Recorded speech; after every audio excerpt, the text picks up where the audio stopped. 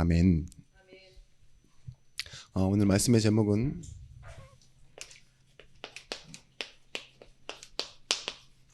영원한 여정을 시작한 증인입니다.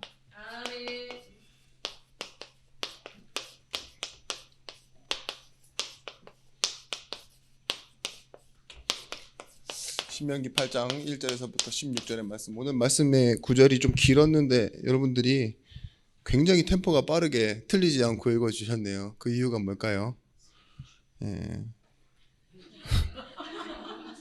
이야, 어떻게 저렇게 네. 순식간에 뇌를 거치지 않고 마음에 머무를 시간 없이 탁 성령 충만이라고 이렇게 답이 준비되신 분이 계신데, 아무래도 저는 이게 뭐 대화의 성경 구절이나 어느 뭐 증명이나 이런 것들을 읽기보다는 그냥 말씀 그 자체이기 때문에 그런 것 같아요. 한 사람이 한 사람에게 쭉 얘기하듯이. 저도 이렇게 어떻게 이렇게 긴 구절을 우리가 하나된 목소리로 같은 템포로 이렇게 쭉 같이 읽을 수 있었지? 이런 신기한 생각을 좀 한번 해봤습니다. 우리가 예수를 믿죠. 예수를 믿는데 세상의 말을 안 하고 살 수는 없어요. 그죠? 세상에서 일어나는 일들을 바라보며 살기 때문에. 어저께도 막 그 단톡방에 목사님들이 계신 단톡방에도 무슨 유튜브 링크가 하나 올라오고, 또 뭐 어디 이렇게 뭐 훈련을 위한 단톡방에도 유튜브가 올라오는데 다 내용이 정치 얘기예요. 듣는데 화가 나서 꺼버렸어요. 보다가 제목만 보고 꺼버린 것도 있고. 그냥 왜 그랬냐, 저로 하여금 진위 여부를 의심하게 만들 뿐만 아니라 이걸 다 보면 제가 또 뭔가 마음에 제 나름대로의 이렇게 결정을 하나 할 거잖아요. 아니면 내버려 두든지 그냥 모르는 거다 이렇게 이런 식으로 넘어가 버리면 좀 마음이 좀 찝찝하잖아요.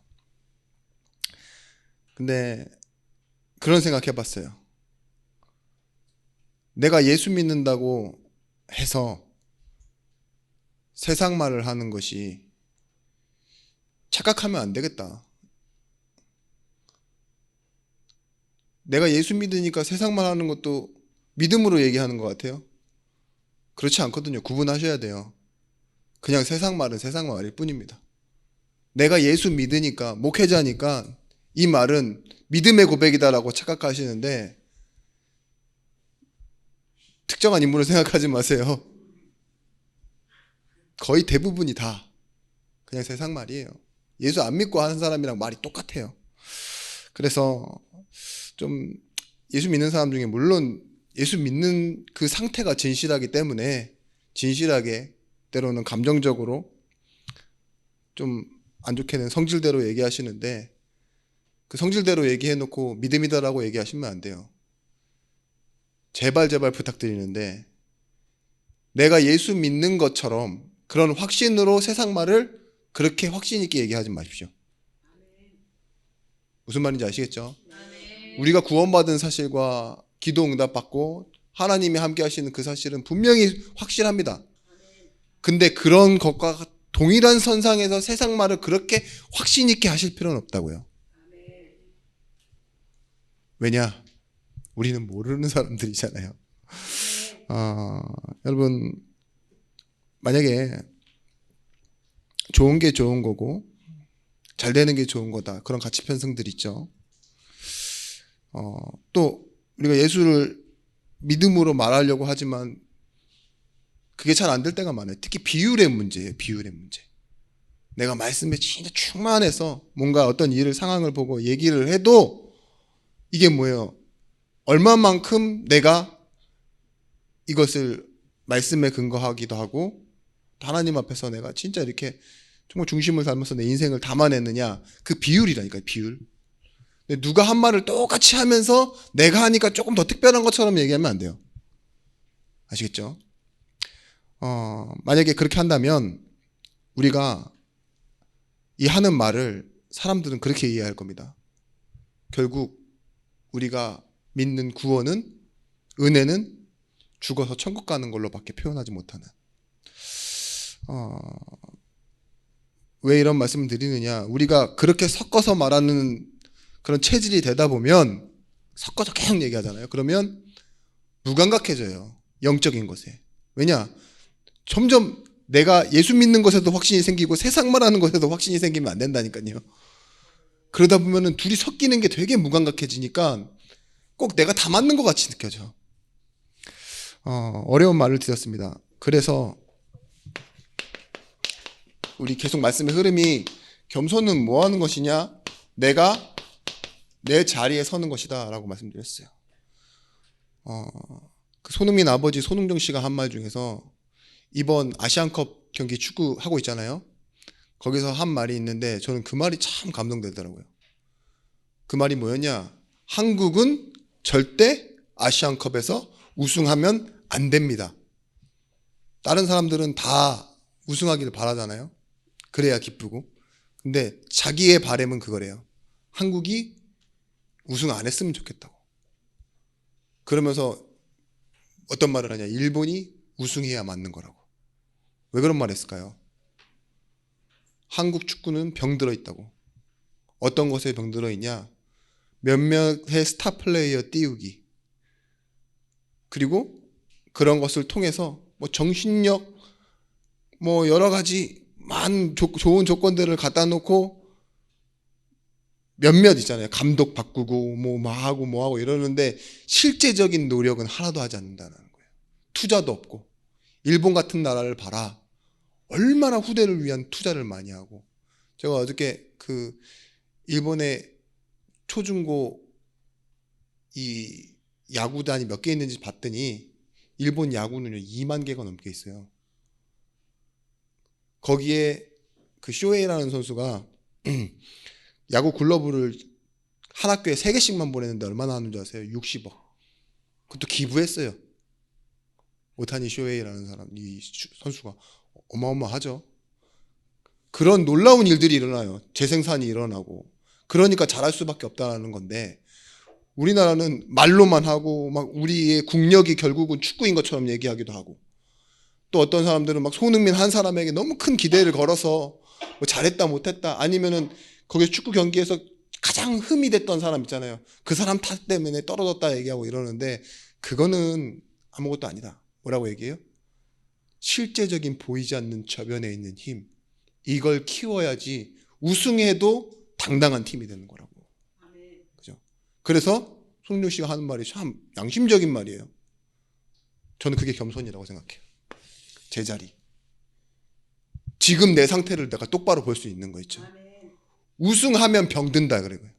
우승하면 잘된 일인데 더 병들어 버릴 거다 한국 축구는. 그래서 나는 한국 축구가 우승하지 않았으면 좋겠다라고 얘기하더라고요. 그렇습니다. 우리가 진짜 어떤 때 기도가 시작되어지느냐?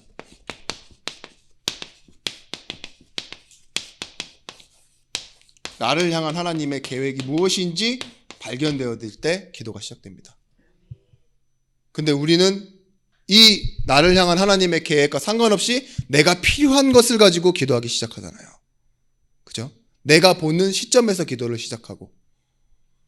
근데 교회에서요, 우리가 진짜 응답받는 것은 무엇이냐?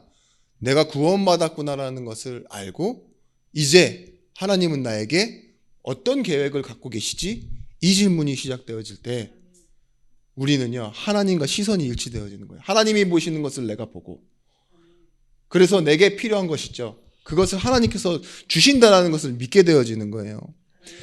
보십시오.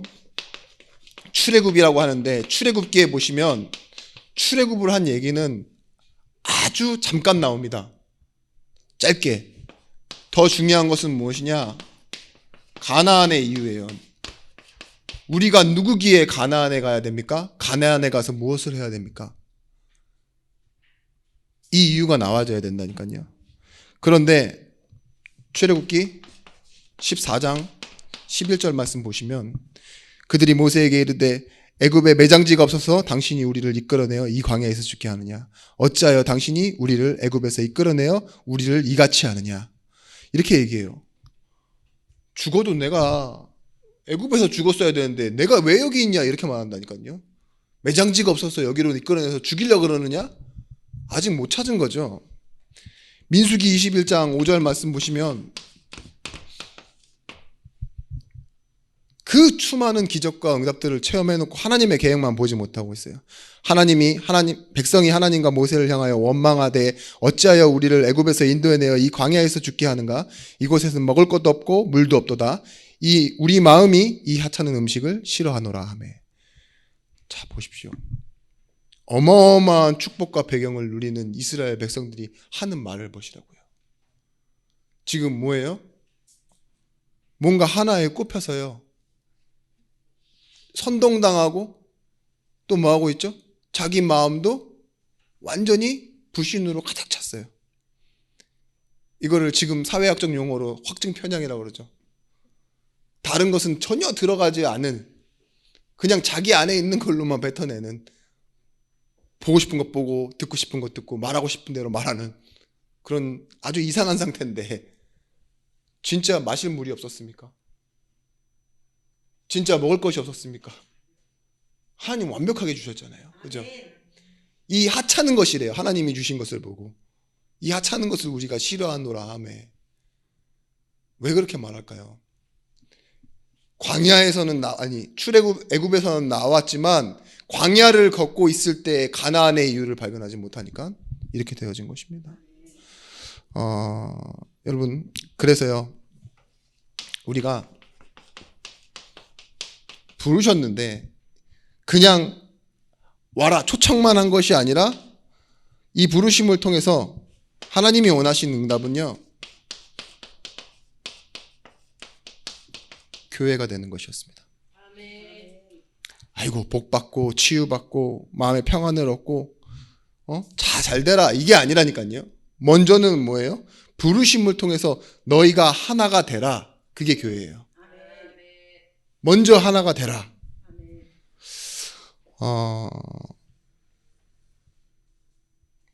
우리가 문제를 해결하고 어떤 것을 갱신하고 훈련되고 이게 중요한 것이 아니에요. 먼저 교회가 되는 거예요. 그런 말 있죠. 상황과 현실 밖에서 심사위원이 되지 말라는 말. 상황과 현실 바깥으로 나아가는 사람이 있어요. 그래서 딱 심사위원이 되어지고 이 일을 막 해설을 하고 있는 거예요. 자기가 마치 뭔가 그 이야기에 뭔가를 만들어가는 사람처럼. 그런 사람 특징이 뭐냐? 집중력이 굉장히 떨어져요. 그러니까 자기 자신도 못 봐. 남은 잘 보이는데 객관적으로 잘 보고. 근데 자기 자신이 그 안에 없으니까요, 이야기가 만들어지지가 않는 거예요. 자기가 자신이 그 안에서 겪고 뭔가를 느끼고 이러면 진실함이라는 것이 나오는데, 바깥에서만 있으니까 자꾸 뭐가 생겨요? 원리 원칙 기준만 생기는 거예요. 그러니까 누가 잘못했고 누가 뭐 했고 계속 저울질하고. 그게 이스라엘 백성이었다니까요. 광야 안에 들어와 있지만 이 광야를 살고 하나님께서 광야를 살게 하신 이유를 알았다면 오늘 말씀 마지막 절처럼 마침내 복을 주려 하심이었더라라는 하나님의 계획을 알지 몰라요. 오늘 말씀처럼 이 2절에 뭐라고 합니까? 이 40년 동안을 내게 광야길을 걷게 하신 것을 기억하라. 이는 너를 낮추시며 너를 시험하사 그 마음이 어떠한지 명령을 지키는지 지키지 않는지 알려 하심이라 했던 그 하나님의 의도를 알 수도 있는데, 이스라엘 백성들이 마음이 자꾸 어디가 있어요? 애굽으로 가 있다니까요. 몸은 나왔는데 지금 애굽에 있는 사람처럼요, 해설위원이 되고 심사위원이 되고 애굽 입장에서 생각하고, 그죠? 광야를 안 걷고 있는 거예요. 이거는 제가 또 왜 흥분하고 있는지 모르겠습니다. 여기서 로마서 14장 4절 말씀에 그런 말 하죠. 비판하지 말라고. 그 얘기를 이렇게 합니다. 남의 하인을 비판하는 너는 누구냐? 그가 서 있는 것이나 넘어지는 것이나 자기 주인에게 있음에 그가 세움을 받으리니 이는 그를 세우시는 권능이 주께 있음이라. 보십시오. 전쟁은 여호와께 속한 것이다. 이렇게 얘기하면서 다윗이 했던 것이 뭐예요? 내가 싸우는 싸움이 아니고 하나님과 함께하는 싸움이라는 것. 그죠? 승패는 어디에 있다? 하나님께 있다. 그런 것과 마찬가지로 바울이 했던 고백은 이래요. 내가 지금 저 사람을 욕하는 게 아니다. 저 사람을 세워놓으신 주인을 탓하는 거다. 그죠? 그를 세우시는 것도 능력도 뭐예요? 다 주인에게 있는 것 아니냐. 그러니까 비판하지 마라 이래요. 그리고 이렇게 말해요. 남의 하인을 비판하는 너는 대체 누구냐 이렇게 얘기해요. 내가 누구냐고요, 나. 여러분, 그래서 여러분들이 세상 사람처럼 살지도 마시고 또한 나 개인이라고 생각하시도 안 돼요. 뭐냐? 교회가 되면 보이기 시작합니다. 내가 비판해야 될 사람이 사랑해야 될 사람으로 보이고, 그죠? 내가 막 어딘가에 의해서 막 자꾸 끌려다니고 또 누가 밀고 이러는 것처럼 보일지 모르나 하나님은 그런 나를 통해서요 요셉처럼 일하고 계신다는 거, 다윗처럼 일하고 계신다는 게 보여져야 돼요. 그때 내가 믿는 하나님이 이 하나님이 되시는 겁니다. 이사야 7장 14절 말씀, 처녀가 잉태하여 아들을 낳으리니 그 이름을 임마누엘이라 하라. 마태복음 1장 23절 말씀에 그 이름을 번역한즉 주 하나님이 우리와 함께 계시다 함이라. 자, 보십시오. 우리가 언제 우리의 참된 모습을 찾고 언제 우리의 참된 그 계획과 미래를 발견할 수 있느냐? 이 축복이에요. 교회가 되는 것. 우리의 제자리는 어디냐? 교회가 되어지는 것입니다. 하나님이 우리를 뭘로 부르셨어요? 부르셔서 교회가 되게 하셨다니까요. 그러면 교회로서 시작해야 영원한 여정이 시작되어지는 거예요. 예수님의 겸손은 무엇이라고 했느냐? 마태복음 11장 28절 29절 말씀에 수고하고 무거운 짐진 자들아 다 내게로 오라 내가 너희를 쉬게 하리라. 내 마음은 온유하고 겸손하니 내게 와서 배우라. 그리하면 너희가 쉼을 얻으리니.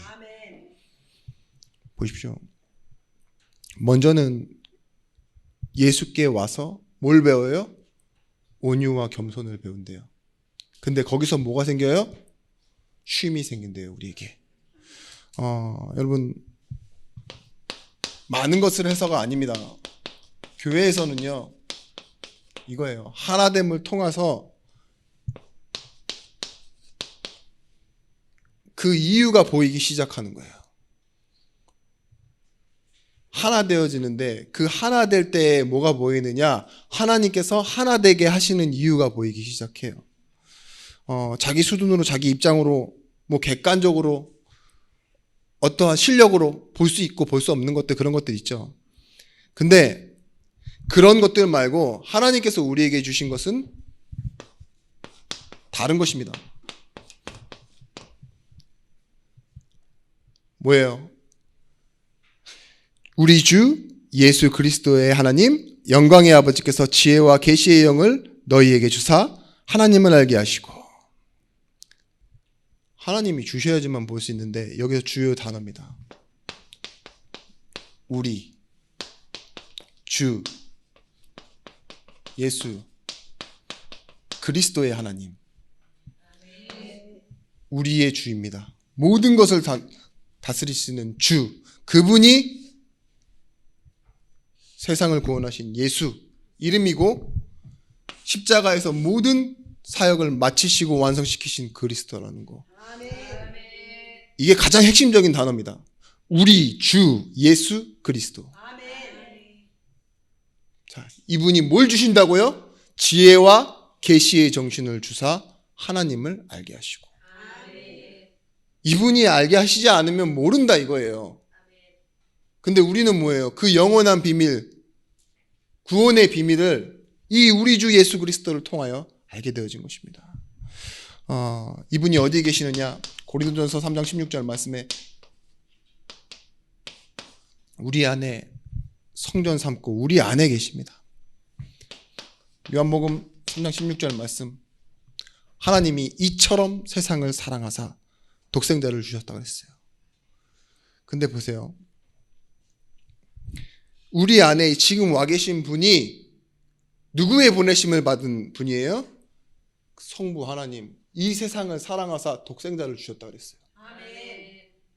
이 성자 예수님께서 우리 안에 와 계신 거라는 거예요, 지금.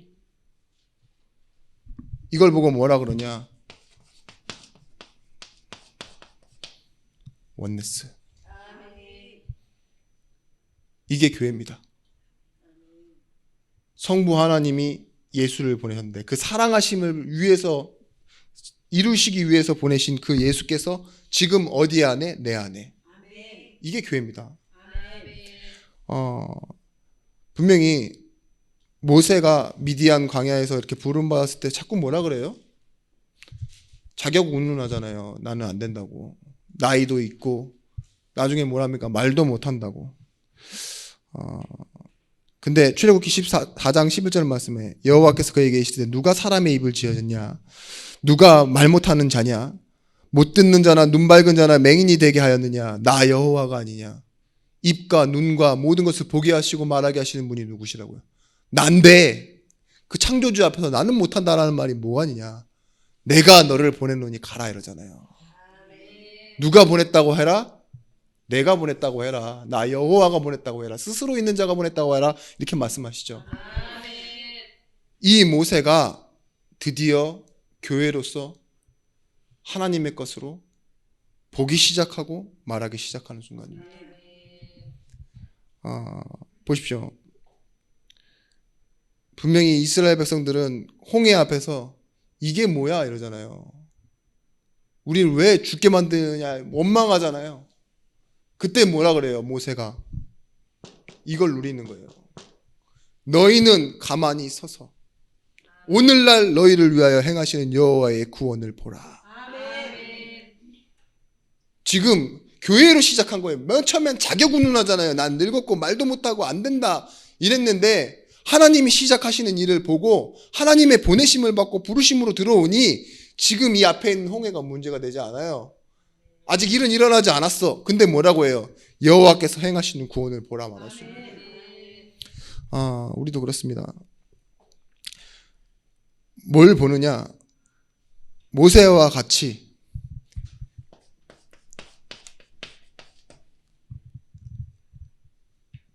드디어 여러분들은 시작을 볼 수 있는 사람들이 된 거예요. 여러분들 속지 마십시오. 하나님이 이 방법을 통하여 원네스 하시고 시작하시는 이걸 보지 못하면 내가 계속 보고 있던 것을 가지고 예수 믿기 시작합니다. 내가 잘 되기를 바라는 그 희망 지점을 가지고 계속 이렇게 되게 해주세요라고 종교생활을 하게 된다니까요. 오늘 여러분 어디로 가셔야 되느냐? 제자리로 가십시오. 그게 바로 어디입니까?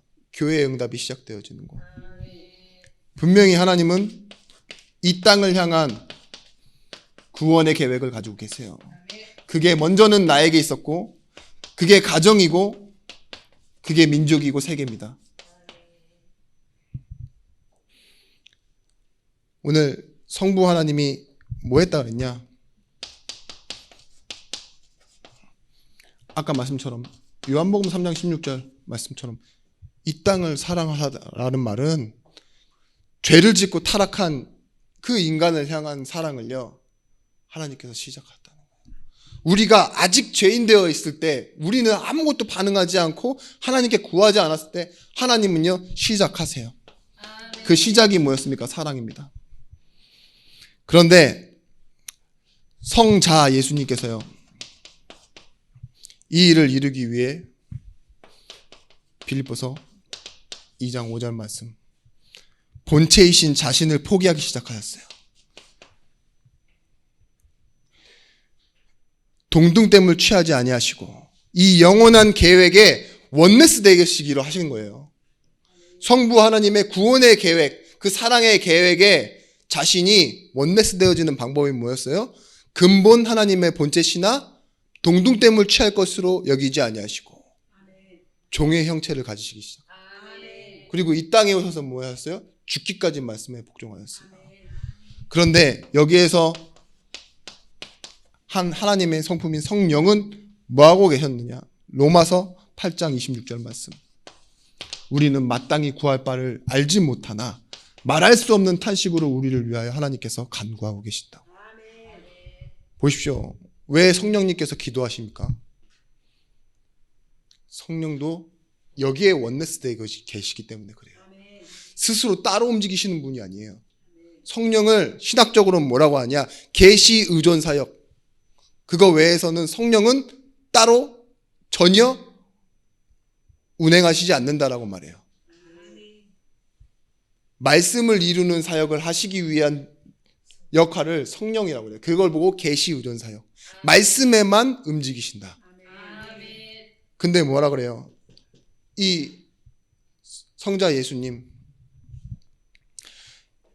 이분이 내 이름으로 구할 때 누가요? 성령께서 일하신대요. 그래서 뭐라고 해요? 예수님의 마지막 기도가 뭐였냐? 요한복음 17장 22절 말씀처럼 우리가 하나인 것 같이 아버지께서 주신 영광을 그들에게 주었사오니 이들도 우리와 같이 하나가 되게 하옵소서. 예수님의 소원과 기도가 뭐였냐? 하나 되어지는 것이었다니까.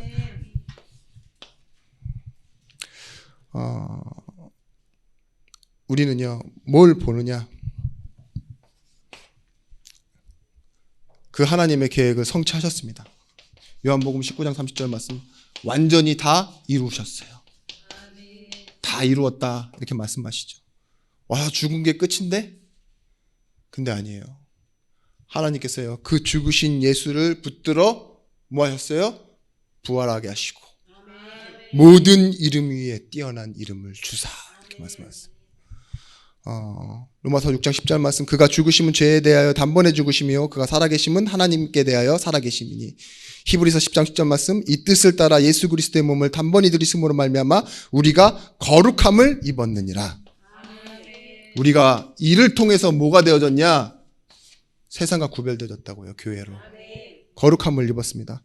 베드로전서 3장 18절 말씀, 그리스도께서 단번에 죄를 위하여 죽으사 의인으로서 불의한 자를 대신하셨으니 이는 우리를 하나님 앞으로 인도하려 하심이라. 육체로는 죽임을 당하시고 영으로는 살리심을 받았으니. 무엇 때문에 죽으셨고 무엇을 이루셨습니까? 그 죽으심과 이루심은요, 우리를 교회되게 만드신 거예요. 여러분, 그래서요,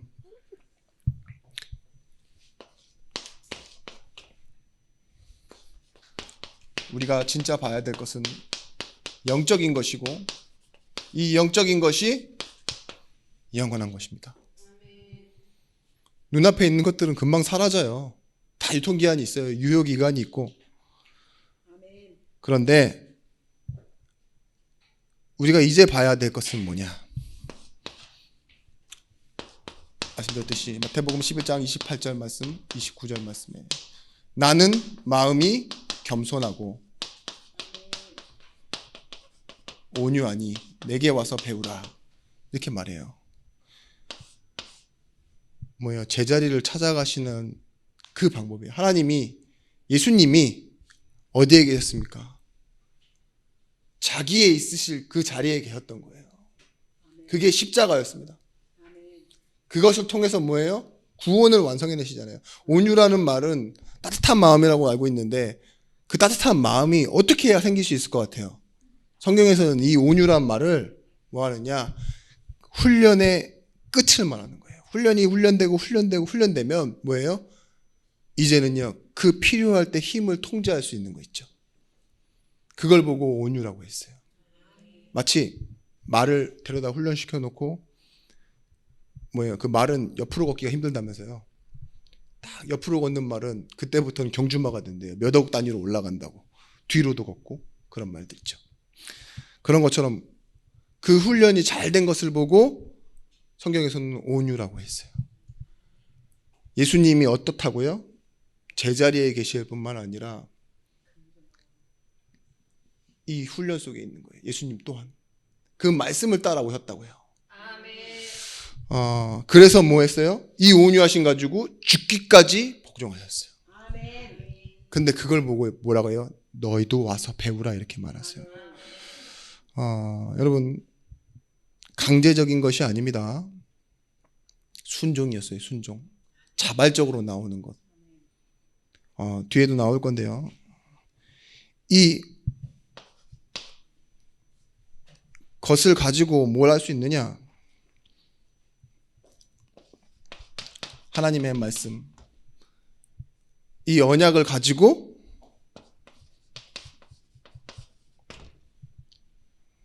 이제는 여정을 가는 겁니다. 막 선동당하고 끌려가고 그런 것들이 아니라 무엇으로 시작하느냐? 소속. 로마서 8장 9절 말씀. 너희 속에 하나님의 영이 거하시면 너희가 육신에 있지 아니하고 영에 있나니 누구든지 그리스도의 영이 없으면 그리스도의 사람이 아니라, 이렇게 말해요. 우리 속에 무엇이 있다 그래요? 하나님의 영이 있대요. 근데 이것 때문에 그리스도의 사람이 됐다고요. 하나님의 사람. 신부는 로마서 8장 15절 말씀에 너희는 다시 무서워하는 종의 영을 받지 아니하고 영의 영을 받았으므로 우리가 아빠 아버지라 부르짖느니라. 뭐라고요? 자녀가 됐어요. 하나님을 아빠 아버지라고 부르짖는. 제가 이런 말씀 드린 적이 없는데 저를 이제 10수년간 설교하는 거 보셨죠? 뭐 영이 이상하다 이런 말 해본 적 없잖아요. 이단의 영에 빠져서 이런 말 하는 거 한 번이라도 들어보셨습니까? 한 번도 없어요. 왜냐?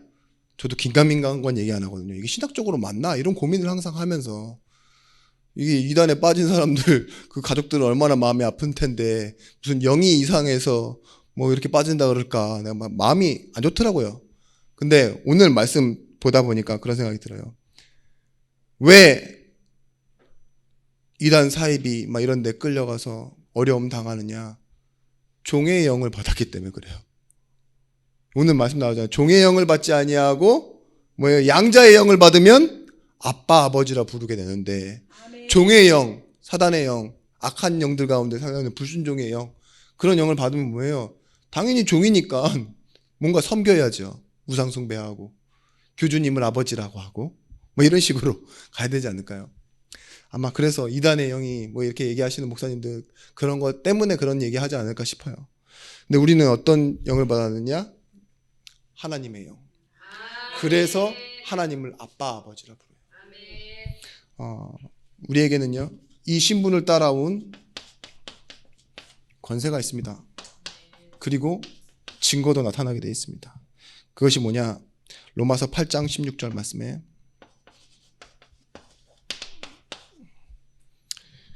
너희는 다시 성령이 친히 우리 영과 더불어 하나님의 자녀인 것을 증언하시나니. 보세요. 성령께서요, 내가 하나님 자녀고 내가 우기는 게 아니라 우리가 하나님 자녀인 것을 옆에서 증언하신대요. 그게 증거입니다. 우리가 전도하러 갈 때 뭐예요? 성령이 역사하신다 그러잖아요. 왜 그러느냐? 내가 하나님의 자녀로서 이 하나님의 말씀을 선포할 때 뭐예요? 내게 지혜도 주시고 보혜사 성령께서 역사하시기도 하지만 우리가 자녀인 것을 그 가운데 선포하시는 거예요. 그 어둠의 현장에 우리가 빛으로 선포할 수 있는 이유가 이런 것에 있습니다. 어디 바깥에서 살아보십시오. 이 여정을 갈 때, 만약 여행 간다 했을 때 가장 중요한 게 뭡니까? 내가 어디 사람이냐? 어떤 신분이냐? 어떤 힘을 가지고 살아가느냐? 그것이 우리의 여정이잖아요. 그런 것처럼 우리가 이 땅 살아가는 가운데 소속과 신분과 권세가 이런 곳에 있다는 거예요. 그래서요, 우리의 걸음이 무엇이냐? 우리의 방향이 무엇이냐? 그것이 바로 우리 주 예수 그리스도십니다. 왜 우리 주 예수 그리스도라고 말하느냐? 여러분, 골로새서 3장 11절의 말씀을 보면 이렇게 말하고 있습니다. 예수 그리스도는 만유시요 만유 안에 계시느니라. 만유란 말이 뭐예요? 모든 것이란 말이에요. 그리고 뭐예요? 모든 것 안에 다 계신대요. 어떻게 그러실 수 있죠? 여러분, 기독교적 세계관은요, 창조적 세계관이에요. 하나님께서 만드셨고 그것을 다 다스리세요. 근데 모든 이름 위에 뛰어난 이름을 주사 하나님은 뭐예요? 가장 높여 놓으셨다 그랬어요. 가장 낮아지신 그분을 하나님께서는 어떻게 하셨다고요? 여기서 말하는 하나님은 성부 하나님이시겠죠. 이 성자 되신 예수님을요 가장 높이 올려놓았는데요, 이 말씀에 기록하기를 만유 모든 것이시오, 그 모든 것 안에 계신 분이라고 말씀하고 있어요.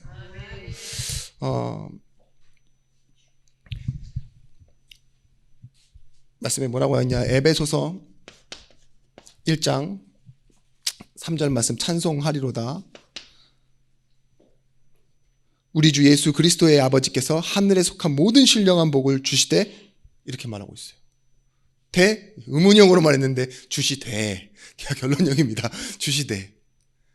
뭐예요? 하늘에 속한 모든 신령한 복을 우리에게 주실 수 있는 분이 누구시에요? 우리 주 예수 그리스도의 아버지. 우리는 이렇게 복을 받은 사람입니다. 1장 7절 말씀, 우리는 그리스도 예수 안에서 그의 은혜의 풍성함을 따라 그의 피로 말미암아 속량 곧 죄사함을 받았느니라. 갈라디아 1장 7절 말씀, 다른 복음은 없대요. 유일한 복음입니다. 오직의 복음. 골로새서 2장 3절 말씀에 그 안에 모든 지식과 비밀과 보화가 감추어져 있느니라. 그래서요, 우리의 걸음과 방향은 어디에 있어요? 우리 주 예수 그리스도 안에 있는 것이에요. 교회가 누릴 것은 뭐냐? 우리 주 예수 그리스도 안에 있는 것, 이것을 찾아내고 누리는데 모든 것이 발견되어지고 모든 것이 나와 있어요. 그래서 뭐예요? 예수 그리스도면 충분하다. 그리스도가 모든 것이다. 교회는 이렇게 말할 수 있다니까요. 근데 세상 사람들은 뭐라 그래요? 예수 믿는 것 인정하지만 그 외의 것이 있다, 이렇게 얘기하잖아요. 그렇지 않아요. 그리스도 믿는 것, 그리스도 안에 있는 것, 이게 모든 것입니다. 그래서 오직 그리스도 해도 된다는 거예요. 여러분, 세상에서도 말하는 단어 중에 가치 있는 단어는 믿음과 사랑이라는 단어예요. 더 이상 따질 필요가 없는 말이죠. 근데 성경이 말하는 그 믿음과 사랑은요, 어디서 나오느냐? 동등된 인격 가운데서만 사용하는 말이에요. 내가 우리 집 멍멍이를 너무너무 사랑해. 이거는 성경에 없는 말이에요. 동등된 인격. 근데 하나님이 우리를 뭐라고 그랬어요? 사랑한대요. 내가 세상의 모든 것을 사랑하노라, 이렇게 안 했어요. 오직 사람만 사랑한다고 했어요. 왜냐? 하나님이요 자기 형상으로 우리를 만드셨대요. 너무 완벽하게 자신과 같이 만드셨대요. 사랑할 수 있는 것, 존재로. 그런 것처럼 이 사랑, 믿음은요 어느 한쪽이 열등하거나 종속될 수 없는 것이고, 사랑하거나 믿음을 가지려면 둘이 대등한 차원에 있어야지만 사랑하고 믿을 수 있는 존재라고 그렇게 말하고 있습니다. 그래서요, 여기서 나타나는 하나님의 말씀이 진짜 깊고 깊은 단어가 있어요. 그것이 뭐냐? 하나님의 계획은요 전부 다 이것을 향하고 있습니다. 하나님의 의. 근데 이 의는 어떻게 나오느냐? 성경 신학적으로도 굉장히 중요한 말이죠. 자발성과 자유의지에서 나오는 거예요. 여러분, 막 복종을 받아내고 막 시키는 대로 하는 기계를 만들어 버린 게 아니라 하나님께서 우리를 어떻게 만들어 놓으셨어요? 복을 주실 만한 존재로. 그죠? 그리고 뭐예요? 완벽한 존재로 하나님처럼 선택하고 그것에 대한 뭐예요? 자유, 그 권리를 가지고 책임을 행사할 수 있는 그런 자유의지를 줬다니까요. 그래서 뭐예요? 우리는요 기계적인 선택하는 게 아니라 우리 안에서 나오는 자발성이 있어요. 하나님과 같은 마음이 나온다니까요. 이게 교회입니다. 그래서 요한복음 8장 31절에서부터 32절 말씀에 뭐라 합니까? 너희가 내 말씀 안에 있으면 참으로 내 제자가 되고 진리를 알지니 진리가 너희를 자유케 하리라. 보십시오. 말씀의 제자는요 진리 안에서 자유한 사람이에요. 진리 안에서 자유하기 때문에 뭐예요? 상황에 밀려 사람에 밀려 일하는 사람이 아니라 이 자유함 때문에 선택하게 돼 있어요. 복음에는 무엇이 나타납니까? 하나님의 의가 나타난다 그랬어요. 그래서 뭐예요? 믿음으로 믿음에 이르게 하는데요. 보십시오. 이 믿음이 하나님께서부터 우리에게 주시는 믿음이 믿음을 향한대요. 우리에게 전달되어진다고요. 이게 뭡니까? 의예요, 의. 복음에 하나님의 의가 나타나는데 이거라니까요. 서로가 소통할 수 있는 믿음과 사랑이 나타나는 공간. 하나님께서 이걸 우리에게 주셨습니다. 여러분, 기도는 무엇이냐? 이거예요. 행위가 중요한 게 아니라 교회가 된 사람이 스스로 질문할 수 있어야 돼요. 거기에 대해서 답도 얻을 수 있는 것입니다. 그걸 보고 기도라고 합니다. 어떤 사람은 막 금식했네, 며칠 굶었네, 오래 기도했네, 뭐 정한 시간에 계속 기도하네. 그게 중요한 게 아니에요. 그건 행위지. 진짜 중요한 건 뭐냐? 누구도 말해줄 수 없는 그 세상에 대한 질문 있죠. 거기 스스로 말할 수 있어야 돼요. 질문할 수 있고 거기에 대한 답도 낼 수 있는 거 있죠. 그걸 보고 기도라고 합니다. 그래서요, 기도가요, 하다 보면 뭐예요? 구하는 기도에서 나중 되면 뭐하죠? 하나님 거 원하시는 걸 받잖아요. 이 여정을 걷고 있잖아요. 그러니까 뭐예요? 구하는 기도가 아니라 하나님 이 일을 감당하게 하옵소서라고 하잖아요. 그죠? 점점 더 확실해져요. 응답이 없어도 괜찮은데 하나님 함께 하심을 누리게 해주시고 나중에 뭐라고 하죠? 내가 흔들리지 않게 해달라고 기도하잖아요. 정해놓고. 그게 뭐예요? 자발성과 자유의지라니까요. 근데 어떤 사람은요, 이걸 모르고 계속 구하기만 하고 있어요. 죽는 날까지 구해요. 30년을 장로로 살다가 나 천국 가게 해주세요 그러고 죽어요. 이미 다 완성된 건데 그죠? 되겠습니까? 여러분, 진짜 기도할 수 없는 사람은요, 그런 상태에 있는 사람은요, 참 하나님 이름 거들먹거려서 복 받겠다는 것, 그 다른 종교랑 다를 거 없어요. 그런데 분명히 이 자발성과 자유의지를 가지고 우리가 모이는 그곳에 두세 사람이 내 이름으로 모인 곳에 내가 그들과 함께 있느니라 이랬죠. 요한복음 15장 16절 말씀에 너희가 나를 택한 것이 아니요 내가 너희를 택하여 세웠나니 이는 너희로 가서 열매를 맺게 하고 또 너희 열매가 항상 있게 하여 내 이름으로 아버지 무엇을 구하든지 다 받게 하려 함이라. 여러분, 여기서 보면 좀 뭔가 바뀐 것 같지 않으세요? 나중에 한번 읽어보세요. 예수님이요, 성부 하나님보다 더 높게 있는 것 같이 느껴지지 않으세요? 내 이름으로 구해, 다 줄게. 저기서 사인 딱 보내면 마치 외상값 치르듯이 다 보내줄 거야. 이런 식으로 얘기하고 있는 거예요. 내 이름으로란 말이 굉장히 많이 나와요. 왜 그럴 수 있는 줄 아세요? 성부 하나님의 겸손이에요. 그게 온 우주의 창조자이시고 모든 것을 시작하신 그분, 말씀으로 존재하시는 분, 그렇죠? 그분이요, 지금 뭘 이루세요? 예수 이름으로 진행되어지는 모든 일들을 직원처럼 해결하고 계신다니까요. 성령은 또 뭐하고 계세요? 그 하나님의 말씀을 이루고 계세요. 자, 보십시오. 먼저는 예수 그리스도였습니다. 성자 예수님. 이 근본 본체이신 하나님 자신을 포기하시고 하나님의 뜻을, 아버지 나를 왜 버리시나이까라고 말하면서까지도 하나님 말씀 앞에 복종하신 그분을 주 예수 그리스도로 높여놓으시니 어떻게 됐어요? 지금 뭐예요? 이 원네스가 결국은 우리에게는요, 이 사실이라는 걸 아셔야 돼요. 보좌의 축복이라는 거. 내 삶이요 하나님 나라와 연결되어 있어요. 그러니까 뭐예요?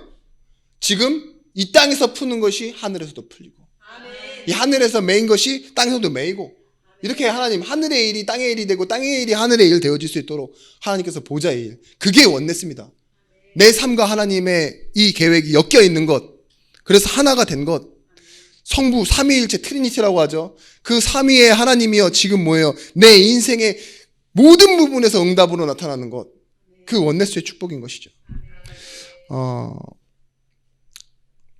여러분, 그 파브로의 날파리 연구 중에서 파브로 곤충왕 아시죠?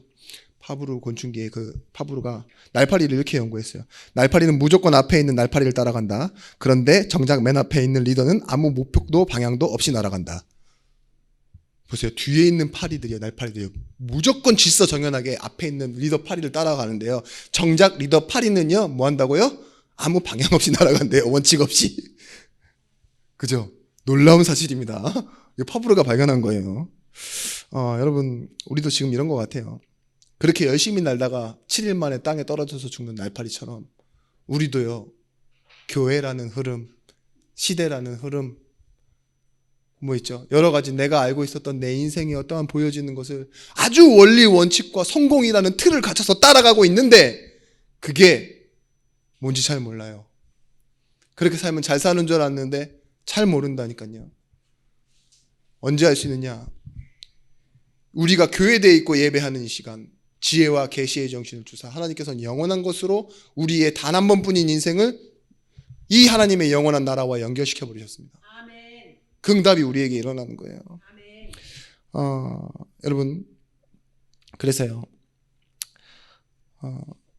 이 신명기 오늘 8장 2절 말씀에 뭐라 하죠? 마침내라는 그 하나님의 결과가 나타나는데요. 자유를 가진 존재가요, 자유를 가졌기 때문에 나타나는 게 있어요. 권리를 행할 것이냐, 아니면 책임을 져야 될 것이냐. 이 두 가지가 같이 있는 거예요, 항상. 자유라는 것에는 그 두 가지가 따라와요. 보세요. 자유가 있었기 때문에 선악과를 따먹을 수 있었잖아요. 그래서 책임을 져야 됐다고요. 그런 것처럼 지금도 우리에겐 마찬가지예요. 자유인 우리에게는요. 선택할 수 있어요. 그게 뭐냐? 자발성과 자유의지예요. 그런데 이스라엘 백성들이 오늘 8장 2절 말씀, 명령을 지키는지 안 지키는지 그것을 시험하여 보고 행하는 것을 하나님께서 보려고 하시는데 뭐예요? 자꾸 불신앙하고 그 자유를 가지고, 애굽에서 나왔으니까 자유를 얻은 거잖아요. 그 광야는 자유라고요. 그 자유를 가지고 자꾸 뭘 선택했어요? 불신앙을 선택했어요. 그래도 하나님 뭐 하세요? 끝까지 자신의 신실하심으로 가나안 앞에까지 밀고 가십니다. 아멘. 거기까지는요, 자유인인데 자유가 없는 것처럼 밀고 가세요. 근데 결국은 눈앞에서 가나안 들어가는 선택은요, 완전히 다 맡겨 놓으세요. 그게 하나님이 주신 인도의 방법이에요. 우리도 마찬가지입니다. 나는 너에게 부족한 게 한 적 없어. 이렇게 말해요. 근데 너희는 실패했어. 왜냐? 계속 원망하고 불신앙했으니까. 근데 그게 뭐예요? 그 실패가 너희에게는 복이었어. 왜냐? 그것을 통해 너희가 가나안에 가야 하는 이유를 발견했으니까. 하나님은요, 여기까지 인도하시는 거예요.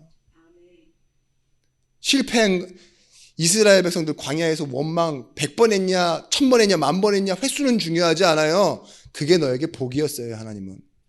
왜냐? 그걸 통해서 네가 가나안에 가야 될 이유만 알았으면 돼. 자, 애굽으로 돌아가자, 애굽으로 돌아가자. 이런 말 때때마다 나왔죠. 하나님 어떻게 하셨어요? 구원을 완성시켜 버리셨습니다. 그게 뭐냐? 1세대들을 다 데려가 버리셨어요. 그러니까 뭐예요? 돌아가자 할 사람이 없어. 광야에서 태어난 애들만 있어. 광야가 집이 돼버렸네? 그러면 뭐예요? 이제는 광야로 돌아가자 이럴 거예요? 없어요. 저는 1세대 데려가신 게, 이 하나님 이게 이렇게 만드신 거구나, 이런 생각이 들더라고요. 애굽으로 돌아가자고 하는 그 시작을 없애버리셨다니까요. 길을 막아버리셨어. 너무 감사하더라고요, 저는. 제가 우리 조상들이 아니니까 내가 그 1세대도 아니고 그렇게 얘기하지만, 보세요. 마침내요, 여기까지 데려다 놓으시고 뭐 하세요? 이거 하게 만드시는 거예요. 여러분, 감옥 가면은요, 뭐 하면 되느냐? 그냥 잘 살면 돼요. 책임져야 될 것 없어요. 자식 돈 벌 필요도 없고 열심히 노력할 필요도 없어. 그렇지 않아요? 그냥 막 하면 돼요. 쇼생크 탈출 영화, 거기 뭐라고 나오죠? 쇼생크 탈출, 영어로는 뭐라고 해요? 쇼생크 리뎀션입니다. 구원이에요. 쇼생크의 구원. 거기서 나오는 거, 맨 마지막에 수감된 사람이 딱 나와서 이제 일을 하는데 물어봐요. 저 화장실 좀 갔다 와도 되겠습니까? 이렇게 얘기하는데, 그런 건 나한테 허락받을 필요 없어. 그런데 이 사람이 그러는 거예요. 난 누구의 허락을 받지 않고는 오줌이 한 방울도 나오지 않아. 감옥에서 그렇게 오래 있었던 거죠. 그리고 그 사람이 그 총기 파는 데 있죠. 그 앞에서 계속 서성거려요. 왜 그런 줄 아세요? 그 총으로 누군가를 쏴고 다시 감옥으로 돌아갈까를 고민하는 거예요. 감옥에서 나왔지만 감옥에서 나온 게 아니라고요. 책임질 필요도 없고 익숙한 게 좋고 편안한 거 있잖아요. 감옥이 더 편안해 오히려. 여러분 결론은 이렇습니다. 먹을 것과 입을 것이 해결되어지고 그렇게 됐을 때 너는 뭐냐? 이 질문을 받게 될 거예요. 잘 살게 됐을 때. 우리 한국 교회가 가지고 있는 문제거든요. 이거예요. 옛날에는 어려웠으니까 힘드니까 자녀 교육시켜야 되니까 막 기복주의로 가고 이랬죠. 신비주의로 가고 아프니까 병 나야 되고. 근데 여러분 건강하고 여러분 다 낫고 가나안에 들어가서 배부르게 되고 잘 살게 되어졌을 때 너는 뭐냐 이거예요. 하나님이 질문하시는 거. 가나안에 가서 너 어떻게 어떤 모습으로 살아가고 있을래? 이 질문이라니까요. 여러분 우리는 이 질문에 이렇게 답해야 됩니다. 우리는 교회이기 때문에 성도의 견인으로 살아가는 거예요. 다른 말로 인내라고 합니다. 성도의 인내. 모든 것을 견디고 이겨낸다고요. 뭔가 이끌고 가는 것이 아니라 로마서 11장 29절 말씀. 하나님의 부르심에는 후회하심이 없느니라. 고난 힘들다 어렵다가 아니라요. 우리가 책임을 지고 가치를 찾는 시간이에요. 여러분 좀 질문을 놓치지 마세요. 예수 믿는 사람이 왜 고난을 당해야 됩니까? 라는 질문에 고난은 힘들다라는 여러분의 그 고정관념이 있다니까요. 고난은 싫은 거다. 고난은 없으면 편한 거다. 이런 식으로. 근데 고난이 내가 예수 믿는 것 때문에 고난받는 거라면 그 가치가 얼마나 큰지를 계산해 보셔야죠. 비례하는 거잖아요. 그것을 감당할 만큼 내가 예수 믿는 것을 선택했고 그것을 가지고 살아가는데 뭐예요? 그것 때문에 찾아오는 고통이라면 이걸 생각해 보셔야 되는 거라니까요. 가치와 책임. 분명히 말하고 있습니다. 너희 속에 착한 일을 시작하신 이가 그리스도 예수의 날까지 이루어 가신다고. 우리와 함께하고 계십니다. 이것이 뭐냐? 현실이에요. 현실. 그래서 여러분 현실이 가지는 도전을 놓치지 마십시오. 여러분들은 이 자유의지와 자발성을 가지고 뭐예요? 이 언양의 여정을 시작한 사람들이에요. 고난? 그게 우리에겐 도전이라니까요. 오히려 고난 우리에게는 책임이에요. 뭐예요? 예수를 믿는 것은 은혜를 주신 것은 그 은혜의 이유를 뭐라고 설명하고 있습니까? 고난도 함께 주려 하심이라.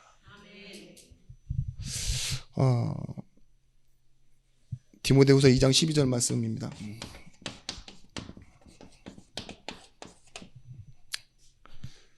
미쁘다 이 말이여. 우리가 주와 함께 죽었으면 또한 함께 살 것이요 참으면 또한 함께 왕노릇할 것이요 우리가 주를 부인하면 주도 우리를 부인할 것이라. 여러분 고난은요, 고난이 끝이 아닙니다.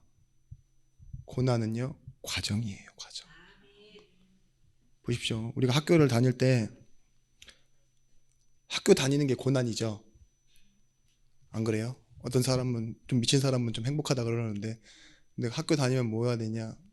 쓸데없는 경쟁을 해야 돼요. 내 친구와도 경쟁을 해야 되고, 그죠? 부러워하기도 하고, 싫은 놈을 맨날 어쩔 수 없이 마주치는 곳이기도 하고, 그래서 막 일진 영화나 일진 드라마 나오잖아요. 싫은 놈을 계속 마주쳐. 그런 고난이 있다니까요. 그리고 나서 졸업했더니만 또 같은 학교에 또 이렇게 다시 올라가네. 또 졸업했는데 또 가야 되고, 뭐 이런 고난이에요. 그런 걸 보고. 근데 학교에서 뭘 배우느냐? 인정하고 미워하기도 하고 때로는 무시하기도 하고 그 안에서 인생이란 삶이란 무엇일까 고민하기도 하고 철이 없는 상태인데 나랑 비슷한 놈 만나서 인생을 논해보는 것 있죠. 그게 고난이라니까요. 근데 결국은 뭐예요? 어느 순간 다다르고 일어서 있게 돼요. 그것을 끝내게 된다니까요. 고난을. 그래서 뭐래요? 고난은 장차 나타난 하나님의 영광과 비교할 수 없다고. 여러분 그래서요 교회로 시작하셨으면요 당연히 고난을 겪고 그 고난을 가지고 뭐예요? 영광의 자리로 가야 돼요. 증인의 자리로 가야 된다니까요. 고난 없이 뭘 체험하려고 하십니까? 그렇잖아요. 말씀드렸습니다. 삶을 사는데 뭘 사느냐? 일을 보는 것이 아니라 사람을 본다고, 제자는. 왜 그러느냐? 이 하나님이 보시는 그 가치를 위해서. 교회는 무엇이냐? 죽을 힘을 다해서 하나가 되어지는 곳이라고. 모든 것이 합력하여 선을 이루는 곳이 어딥니까? 교회라는 거. 그걸 버티다 보면 우리에게는 인생은 고난스러울 수밖에 없어요. 그런데 여러분, 이제는요, 하나님이 주시는 은혜로 뭐 하느냐? 하나님 앞에, 하나님 앞에서 코람데오라고 하죠. 이걸 가지고 이 응답을 받는 거예요. 고난이 와도 응답이 와도 하나님 앞에서 그렇게 살다 보면 이걸 누리게 됩니다. 언약의 여정. 이것을 시작하는 한 주간이 꼭 되시길 바랍니다. 말씀의 흐름을 여러분들이 타고 이것을 가지고 계속 같이 기도하는 응답의 시간이 되시길 바랍니다. 기도하겠습니다. 하나님, 우리에게 언약의 여정을 시작하게 하시고 우리의 이 단 한 번뿐인 인생이 영원한 축복과 영원한 나라와 연결되어져 있는 응답으로 허락해 주셨음에 감사를 드립니다. 교회로 시작한 우리 성도들이 이제는 나 있는 현장과 가정과 지역을 하나님의 응답과 계획으로 바라보게 하시고 그 안에서 성령 충만한 증인과 제자들이 되어지게 하여 주옵소서. 이제는 만왕의 왕이 되신 예수 그리스도의 크신 은혜와 독생자를 주신 하나님의 사랑과 성령 하나님의 감화, 감동, 내주의로 충만 교통하시며 은총이 말씀 가지고 현장으로 가는 모든 제자들 머리 위에 이제로부터 영원토록 함께 있을지어다. 아멘.